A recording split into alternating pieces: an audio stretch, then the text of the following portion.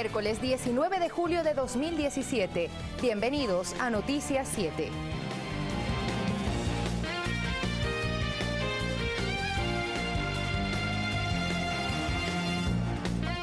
¿Qué tal, amigos televidentes? Un gusto poderles acompañar en este espacio de Noticias 7. Les contamos que poco a poco todas las propuestas de campaña del presidente Lenín Moreno van cristalizándose. ¿Qué tal, Sofía? ¿Qué tal, César? Muy buenas noches. También más adelante les contaremos cómo avanza la gran minga agropecuaria, el plan Mis Mejores Años y el plan Casa para Todos. Estén atentos. Vamos a revisar ahora titulares.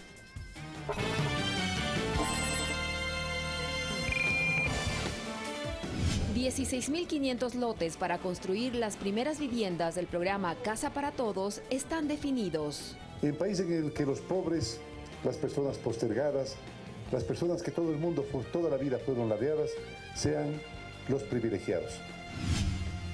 Empresarios plantean reformas a las leyes productivas y tributarias, así como la derogatoria de la ley de plusvalía. Hoy comenzaron los diálogos con el legislativo. Nosotros argumentamos que podemos volver al cálculo anterior, que cuando se generaba utilidad se la pagaba. 2 personas más fueron vinculadas a la instrucción fiscal por el delito de lavado de activos en el caso de Brecht. No descartamos que puedan haber nuevos vinculados en este tema de lavado de activos. Y en lo internacional, el juez Sergio Moro, quien condenó a 9 años y medio de prisión al expresidente Lula da Silva, ordenó embargar sus propiedades y cuentas.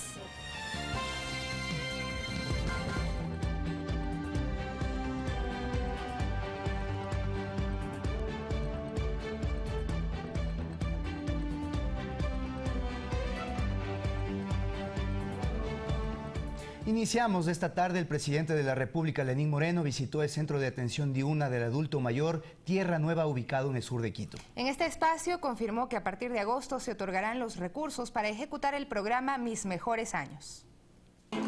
El presidente de la República asistió al centro de atención para adultos mayores de la Fundación Tierra Nueva, en donde son atendidos 60 adultos mayores. Aquí el primer mandatario les comunicó que desde el mes de agosto se beneficiarán de una pensión gracias al programa Mis Mejores Años. La situación es difícil, pero los primeros atendidos serán ustedes. Para el día 1 de agosto, para no demorarnos más, porque para luego es tarde.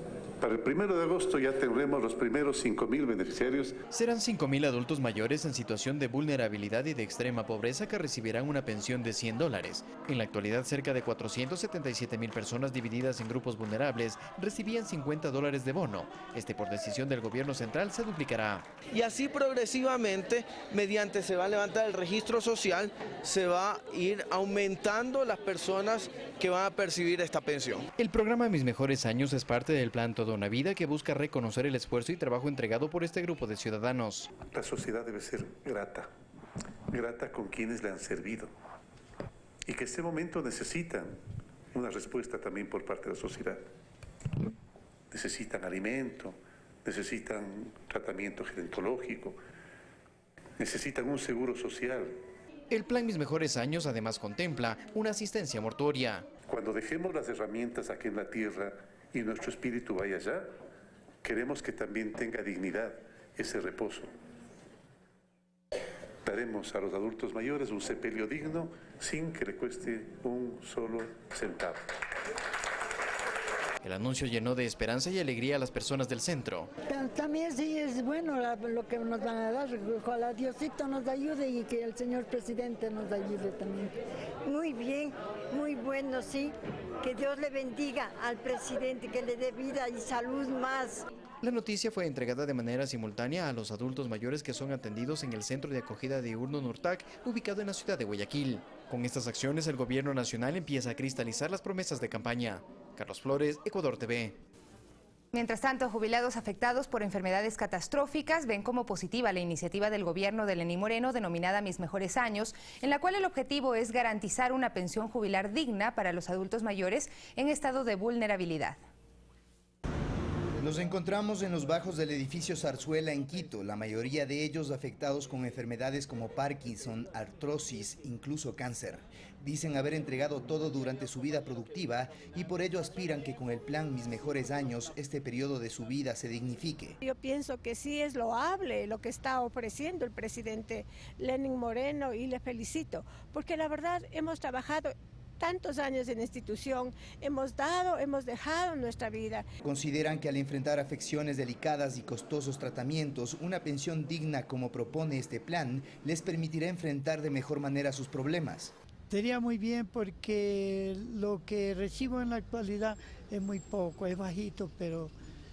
Y si nos aumentarían, qué bien, qué bien. Se muestran complacidos de que la presidencia de Lenín Moreno los tome en cuenta, ya que por años fueron relegados con pensiones precarias, que sin embargo reconocen mejoraron en la última década.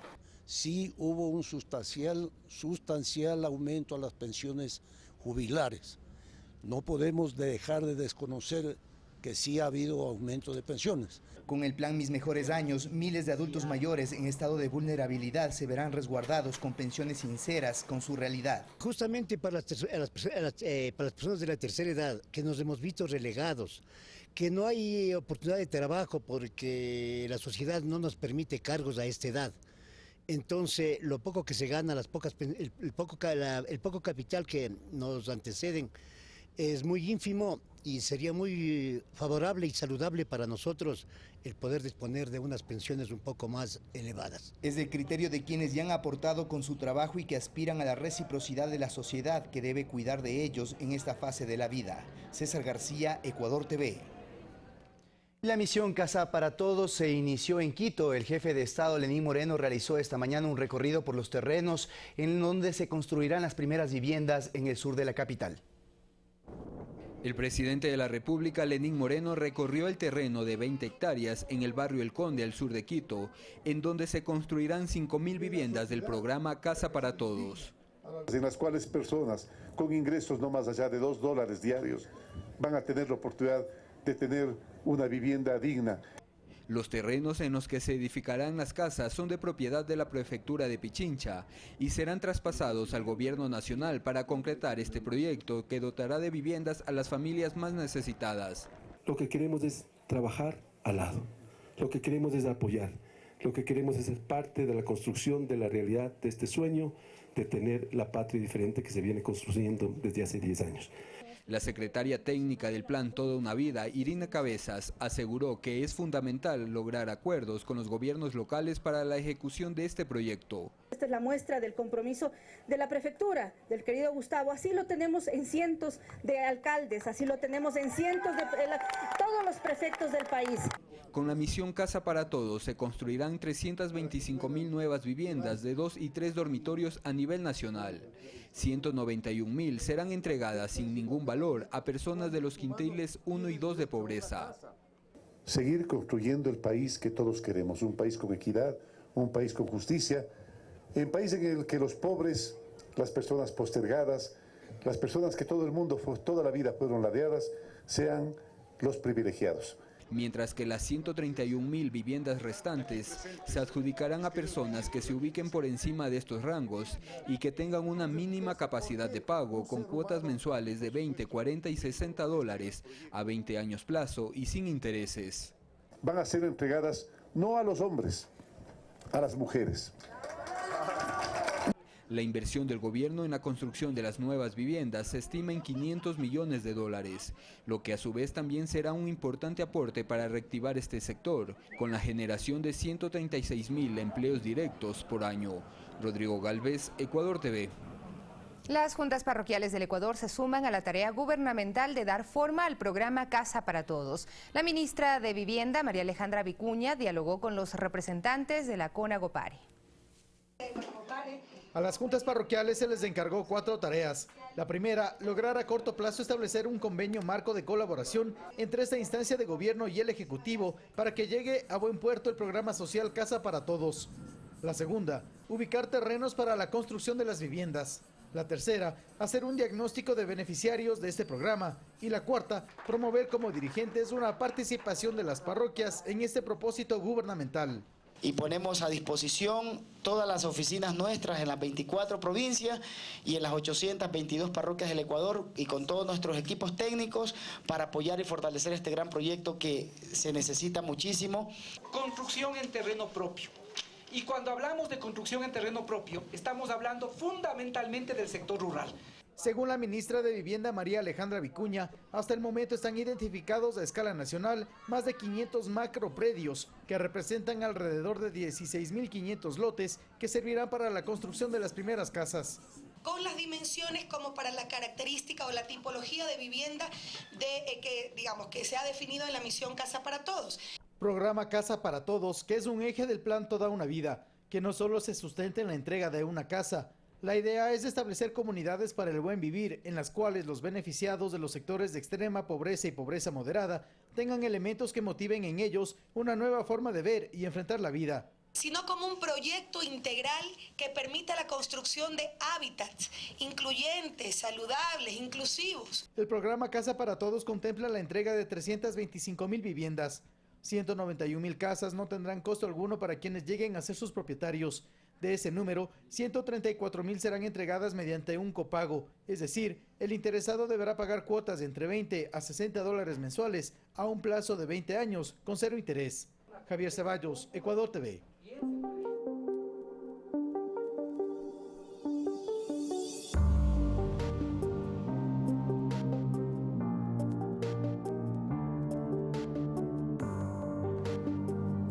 Y la gran cruzada para luchar contra la violencia de género está dando sus primeros resultados. 3 delincuentes más buscados por este delito fueron capturados por la Policía Nacional en las últimas semanas.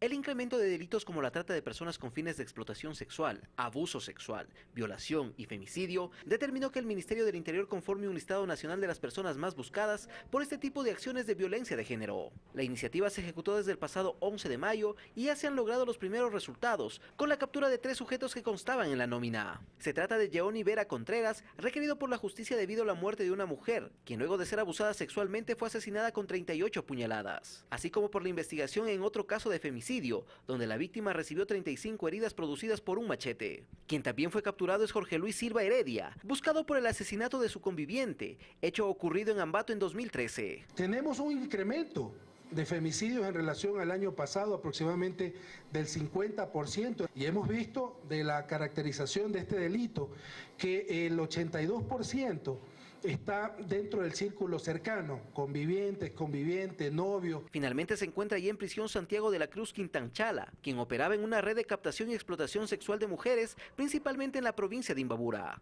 Y perseguir y capturar a estos delincuentes, a estos homicidas. La Comisión Técnica Nacional encargada de este tema ya actualizó la lista para que los delitos por violencia de género no queden en la impunidad. Alex Llanos, Ecuador TV. Y en la provincia de Manabí este año se registra un aumento de casos de femicidio. Las autoridades hacen énfasis en charlas de prevención y en socializar con la ciudadanía la necesidad de denunciar la agresión dentro del hogar. A ella la llamaremos María. Fue golpeada por su expareja en un bus urbano. Cuenta que los maltratos eran la constante desde que estaban juntos. Las amenazas, las agresiones, entonces peor así, pues yo ya no podía más estar con él. ¿Qué tipo de amenazas?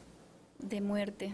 Ella presentó una denuncia en la unidad de familia de la Judicatura en Portoviejo. Logró el alejamiento del agresor y una boleta de auxilio. Ramiro Vega, el médico perito de esta dependencia, señala que esta es una historia común. 3 a 6 casos diarios. Al momento vamos alrededor de unas 200 causas ya atendidas. Tras la denuncia, lo importante es que no se abandonen los procesos. No es la boleta de auxilio lo único que se le da, sino que es un proceso judicial que inicia con la denuncia y termina en una audiencia que puede ser absolutoria o puede ser condenatoria. El maltrato intrafamiliar es un antecedente para los asesinatos de mujeres.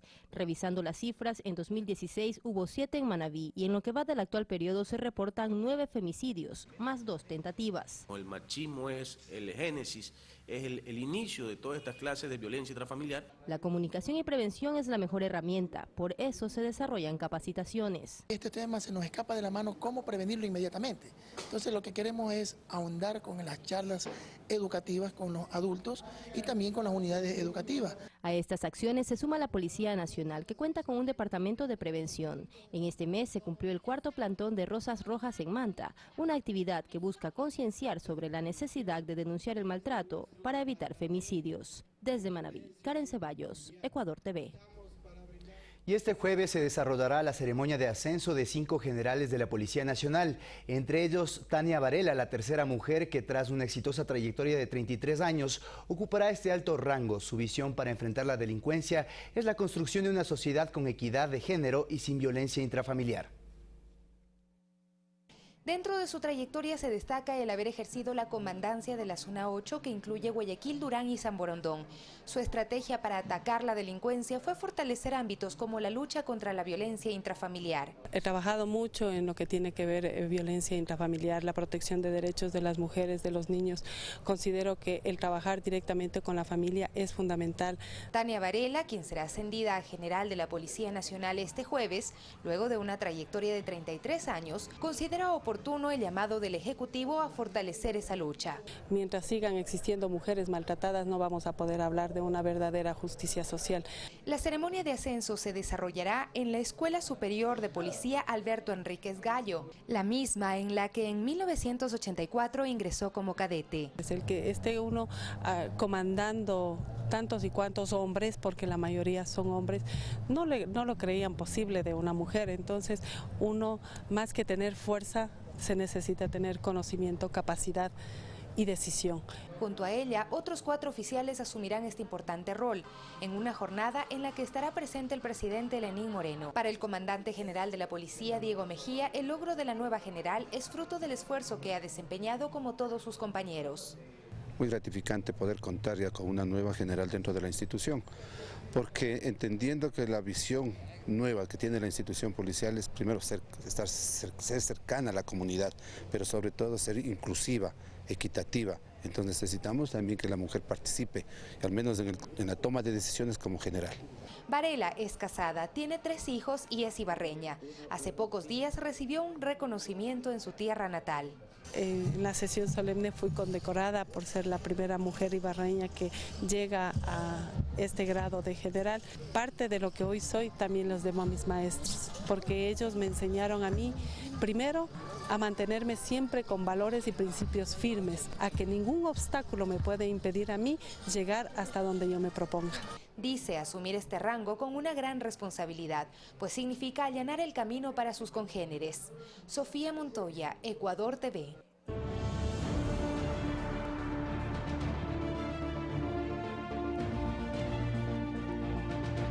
Una agenda que no supere los 6 meses es uno de los acuerdos alcanzados entre el legislativo y los sectores productivos del país. Normativas como la de alianzas público-privadas, así como plusvalía, serán discutidas a través de mesas de trabajo para plantear reformas o incluso solicitar su derogación. El taller duró más de 3 horas y es una nueva acción de la Asamblea Nacional en su proceso de diálogo. Ahí su presidente José Serrano se reunió con los representantes del sector empresarial para acordar una agenda que no será de consensos mínimos, dijo, sino para obtener resultados inmediatos en el objetivo de impulsar la producción. Hemos tratado aspectos que van desde generar algún tipo de diagnóstico específico sobre la situación económica del país, sobre la situación productiva del país, sobre la situación del empleo en el país y sobre la situación tributaria del país. Por eso se buscará articular modificaciones a leyes como la de alianzas público-privadas, así como los códigos monetario y de inversiones. Vamos a plantearnos la discusión acerca del anticipo del impuesto a la renta. Nosotros argumentamos que podemos volver al cálculo anterior, que cuando se generaba utilidad se la pagaba. Hay que definitivamente incorporar a los gobiernos autónomos descentralizados como actores fundamentales para esas alianzas público-privadas, pero como les decía, ir mucho más allá. Y aquí lo que requerimos es una ley de incentivos para las inversiones en general. Una visión particular se tiene en referencia a la ley de plusvalía, la que según el presidente de la Federación Nacional de Cámaras de la Construcción, Enrique Pita, debería ser derogada para poder verdaderamente impulsar al sector, sin que esto signifique dejar de lado la lucha a la especulación de la tierra. Lamentablemente, en el transcurso de la discusión de la ley, se introdujeron situaciones que afectan al bien inmueble en su totalidad, no a la especulación de la tierra necesariamente. Los diálogos serán a través de mesas de trabajo y los acuerdos alcanzados también deberán estar relacionados con los resultados del Consejo Consultivo Productivo y Tributario. Alex Llanos, Ecuador TV. Disminuir la tramitología es uno de los principales pedidos que hará el sector exportador para conseguir más negocios en el mundo. Desde el Servicio de Rentas Internas se analizan alternativas para incentivar una mayor generación de divisas. Estamos esperando... El sector exportador resalta la importancia de ser parte del Consejo Consultivo Productivo y Tributario, toda vez que tiene el desafío de incrementar los 11.500 millones de dólares que se generan por exportaciones no petroleras. Si queremos generar más divisas, queremos generar más exportaciones que el Ecuador lo puede hacer, necesitamos esas herramientas que el gobierno nacional se las provea al pequeño, al mediano y al grande exportador. El diálogo técnico en las mesas sectoriales permitirá receptar propuestas que beneficien la recuperación económica del país. Estamos de acuerdo en que las medidas que se tomen en beneficio nuestro sean medidas de tipo estructural y no parches simplemente que solucionen o alivien de manera temporal la difícil situación. A diferencia de otras naciones donde se aplicaron restricciones y devaluaciones cambiarias, en Ecuador, al estar dolarizado, se analizan alternativas e incentivos que permitan dinamizar la competitividad. Utilizando las herramientas que los acuerdos internacionales nos permiten, ¿no? Dentro de los regímenes de la OMC y de los acuerdos multilaterales o bilaterales que tenga el Ecuador. Desde el Ejecutivo se reconoce la difícil situación económica, pero para ello no se consideran ajustes. Lo que sí se planifica es la austeridad en el gasto fiscal, al tiempo que se crearán incentivos para el sector productivo y para las exportaciones. Mirta Carrillo, Ecuador TV. Otro tema, miles de sandinistas y trabajadores del Estado de toda Nicaragua celebran el aniversario 38º de la Revolución Popular que derrocó al dictador Anastasio Somoza Debayle el 19 de julio de 1979. La canciller del Ecuador, María Fernanda Espinosa, participa en este evento. Nicaragua celebró 38 años de la liberación del pueblo durante la dictadura de Anastasio Somoza. Esta estuvo liberada por el Frente Sandinista de Liberación Nacional. En la celebración sandinista que se llevó a cabo en Managua, asistieron varios representantes de los poderes del Estado, así como del Ejército, Policía, sindicatos oficialistas y cuerpo diplomático acreditado en ese país. Además del presidente de Bolivia, Evo Morales, del Salvador, Salvador Sánchez Serén, el vicepresidente de Cuba, Miguel Díaz, la secretaria general de la Asociación de Estados del Caribe, June Sommer. La canciller de Ecuador, María Fernanda Espinosa, llevó el saludo del presidente Lenín Moreno y del pueblo ecuatoriano. Hoy, en esta celebración, en este 38-19, convoco, queridos compañeros y compañeras, a la unidad latinoamericana, que es la mayor garantía para no volver al pasado. La unidad de América Latina y el Caribe es la unidad de la justicia contra la pobreza y la miseria. En el acto también se entregó una condecoración a Óscar López, el líder independentista puertorriqueño y el preso político más antiguo. Y hoy lo tenemos aquí, a Óscar, ante este pueblo, lleno de orgullo de entregarte la Orden Sandino. Gracias, Óscar. Y que viva Puerto Rico libre. Fernanda de la Bastida, Ecuador TV.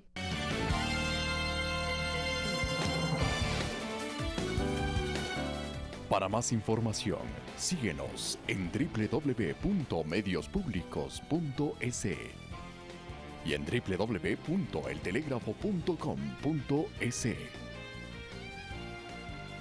Seguimos, gracias por continuar junto a nosotros. El archivo del pedido de juicio político contra el vicepresidente Jorge Glass genera reacciones. Para el constitucionalista Rafael Ollarte, el pedido presentado por el movimiento Creo carecía de argumentos. Lejos de cualquier tipo de militancia, el análisis de Rafael Ollarte, experto en Derecho Constitucional, radica en que el pedido de juicio presentado por Roberto Gómez de Creo no tenía sustento alguno. No cumplió los requisitos. Lo que quiere decir es, vaya, haga bien y presente otra vez. Aunque Ollarte también fue crítico con la actuación del Consejo de Administración Legislativa, pues asegura se extralimitó en el ámbito de sus competencias. El CAL no está facultado ni para determinar la real ocurrencia de los hechos imputados y tampoco está facultado para calificar si la prueba que se está presentando o que se está anunciando presentar es pertinente, conducente eficaz. Y en la arena política, los legisladores aliados de país manifiestan que lo resuelto por el CAL está pegado a lo que manda la ley y la Constitución, pues dentro de la solicitud no se establecían pruebas sobre las 3 causales para destitución de un mandatario claramente definidas en el artículo 129 de la Constitución. No es igual la responsabilidad política a ser valorada en un juicio político de un ministro que de un presidente o vicepresidente. Hay 3 causales diferentes y esas 3 causales son precisas. La reacción del peticionario al conocer la decisión del máximo ente administrativo de la Asamblea fue acusar de presiones desde el Ejecutivo. Al decir que el vicepresidente Glass ha desvanecido las pruebas, claramente podemos ya ahora interpretar que daba instrucciones directas al CAL. Algo que en país genera indignación, pues aseguran que de parte del presidente Moreno existió total respeto a la independencia de funciones. Yo creo que el presidente Lenín Moreno ha sido muy respetuoso, al contrario de lo que parecería, él no ha querido pronunciarse de ninguna forma, ni interna ni externamente al respecto. Alexis Moncayo, Ecuador TV. 2 personas más fueron vinculadas al caso de delito de lavado de activos, en donde figura el exministro de Electricidad Alexei Mosquera, quien supuestamente habría recibido sobornos por $1 millón de la brasileña Odebrecht. El juez Marco Maldonado vinculó este miércoles a Antonio M., padre del exministro de Electricidad Alexei Mosquera, y a Santiago J. a la investigación por presunto lavado de activos dentro del caso Odebrecht. El fiscal Carlos Vaca Mancheno pidió su vinculación conforme al artículo 317 del COIB en condición de coautores. En la audiencia efectuada en la Corte Nacional de Justicia, el fiscal general sustentó los elementos de convicción en base a asistencias penales de España y Andorra, así como reportes de la Superintendencia de Compañías, informes bancarios y financieros. La Fiscalía develó el presunto entramado con el que se beneficiarían a otras empresas creadas. Es así que la empresa brasileña Odebrecht, a través de su offshore Kleinfeld, habría entregado $1 millón a la compañía Tokyo Trader, que estaba a nombre de Marcelo E., tío político del exministro. Esta a su vez habría transferido $920.000 a Percy Trading, propiedad de Alexei Mosquera y Marcelo E., y de esta compañía se pagaría $9.870 a True Energy y $124.500 a Autoservicios Roche. En ambas empresas, Antonio M. fue accionista y parte del directorio. Santiago J., quien fue gerente de la unidad de proyecto de la empresa pública de movilidad, aparece en la asistencia penal de Andorra como uno de los beneficiarios de las transferencias de dinero que hizo Percy Trading, offshore que habría depositado en su cuenta personal $25.000. Además de supuestamente entregar $50.000 a la empresa AutoRush, cuando el ahora procesado era parte del directorio, así como $140.000 para el internamiento de maquinaria en el país. Santiago J. también tendría ingresos no justificados por más de $300.000 y más de 80 trámites en notarías relacionadas con inmuebles y adquisición de vehículos. Estamos terminando de procesar otra información relacionada con el caso y eso implica que no descartamos que puedan haber nuevos vinculados en este tema de lavado de activos. Así también el juez penal dio paso a las medidas cautelares solicitadas por Fiscalía, entre ellas la incautación de los fondos, congelamiento de depósitos, así como la enajenación de sus bienes. Para Antonio M. se dictaminó arresto domiciliario por ser persona de la tercera edad, mientras que a Santiago J. prisión preventiva. Este último, según su abogado, se encuentra fuera del país. La última vez que yo conversé con él tenía toda la intención de enfrentar este proceso. En este caso, 4 personas son procesadas por presunto lavado de activos. Vinculaciones con las que la instrucción previa se extendió de 90 a 120 días. Olga Velasco, Ecuador TV. Y para este miércoles estaba convocada la audiencia de revisión de medidas sustitutivas de Ricardo R., quien se mantiene con arresto domiciliario. Él es procesado por el presunto delito de asociación ilícita en el caso de corrupción de Odebrecht. Sin embargo, su defensa no asistió. El pedido de revisión de medidas cautelares también lo presentó Carlos B., otro vinculado en el caso. En la diligencia judicial, el juez Giovanni Freire negó la solicitud luego de que la Fiscalía detallara que su situación jurídica no ha variado. La conjueza de la Corte Nacional de Justicia, Magali Soledispa, resolvió que Clever Jiménez, ex asambleísta del movimiento Pachacutic, utilice un dispositivo de localización. Jiménez acudió este miércoles a la unidad de flagrancia para cumplir con dicha disposición. Jiménez es acusado del presunto delito de divulgación de información reservada. Y autoridades del Consejo de Participación Ciudadana y miembros de la Comisión de Fiscalización discutieron temas relacionados en el combate contra la corrupción. En la agenda del legislativo está la elaboración de una ley enfocada a combatir específicamente este mal. Como punto de partida y por lo sucedido con el excontralor Carlos Pollitt, quien fue censurado en la Asamblea y renunció pocos días después de haber sido posesionado, la presidenta del Consejo de Participación Ciudadana aseguró que la entidad reformará los reglamentos para seleccionar autoridades. Para los próximos concursos verá la pertinencia de reformar los reglamentos para incluir la obligatoriedad de presentar la declaración de bienes con el objeto de garantizar la idoneidad y probidad de los postulantes. González mencionó que se han recogido varias iniciativas, como por ejemplo incorporar una prohibición para participar en los concursos de selección a quienes tengan bienes o inversiones en paraísos fiscales. Reglamento que acabamos de aprobar con fecha 5 de julio en nuestra sesión que realizáramos en la ciudad de Loja, pues justamente este reglamento recoge ya el que el postulante a primera autoridad del proceso que se va a llevar no esté inmerso dentro de los paraísos fiscales. Esto también como parte del rediseño del Plan Nacional de Prevención y Lucha contra la Corrupción. Que este plan estratégico tuvo un horizonte del 2013 hasta el 2017 y la función de transparencia y control social está en proceso de actualizar nuevamente este plan estratégico. Desde el Parlamento también hay propuestas dentro de la lucha anticorrupción, pues en la agenda legislativa está la elaboración de una ley enfocada a combatir específicamente este mal. Que es la ley anticorrupción, donde estamos planteando temas como, por ejemplo, la muerte civil para aquel funcionario tachado por algún hecho de corrupción que no vuelva a ser funcionario público. Alexis Moncayo, Ecuador TV.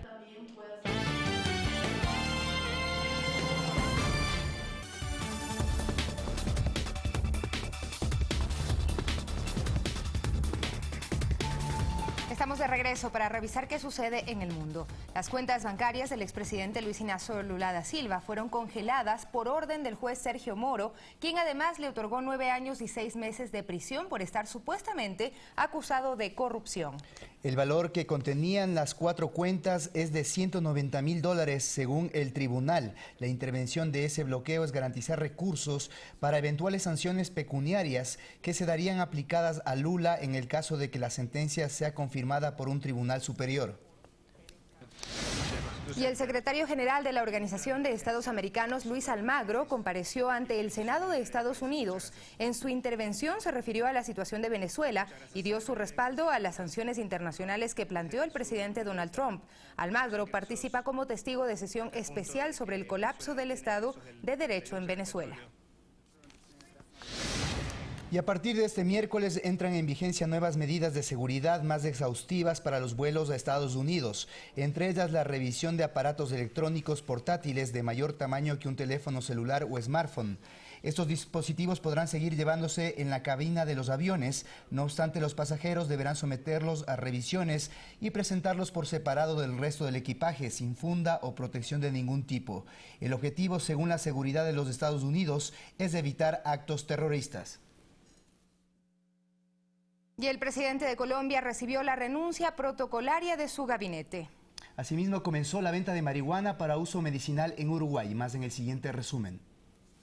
El Gabinete Ministerial de Colombia presentó la renuncia al presidente Juan Manuel Santos. La carta firmada fue presentada durante el Consejo de Ministros que se llevó a cabo en la Casa de Nariño. El objetivo es fortalecer y renovar las carteras de cara a la implementación del acuerdo de paz en el último año de gobierno. En Chile, el Senado aprobó el proyecto de ley que despenaliza el aborto. El proyecto de ley, aprobado con 20 votos a favor y 14 en contra, ofrece alternativas que respeten el derecho de las mujeres a expresar libremente su voluntad, ya sea continuar con el embarazo u optar por interrumpirlo.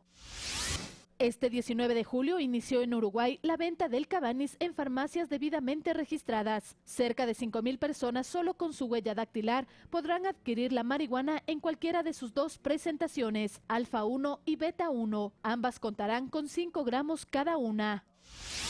La abogada rusa, quien se reunió con el hijo mayor del presidente Donald Trump durante la campaña electoral de 2016, dijo que está lista para declarar ante el Senado de los Estados Unidos y aclarar su reunión con Trump Jr. Ella ha negado trabajar con el gobierno ruso y, por tanto, en la supuesta injerencia de su país en las elecciones de Estados Unidos. Fernanda de la Bastida, Ecuador TV.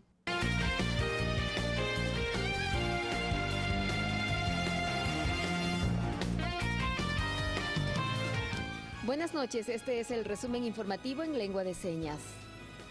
La ministra de Vivienda se reunió con el Consejo Nacional de Gobiernos Parroquiales del Ecuador en el marco del programa Casa para Todos que impulsa el Gobierno Nacional. 2 personas más fueron vinculadas al caso de delito de lavado de activos en donde figura el exministro de Electricidad Alexei Mosquera, quien habría recibido coimas de la empresa Odebrecht. El Ministerio de Agricultura y Ganadería realizó la Mesa de Acuerdo por el Agro. La jornada convocó a productores, agricultores y representantes del sector campesino para la gran minga agropecuaria. En lo internacional, el Senado de Chile aprobó esta madrugada la despenalización del aborto terapéutico en caso de violación. El proyecto, impulsado por la presidenta Michelle Bachelet, está a un paso de convertirse en ley. Esto fue lo más destacado de la jornada. Buenas noches.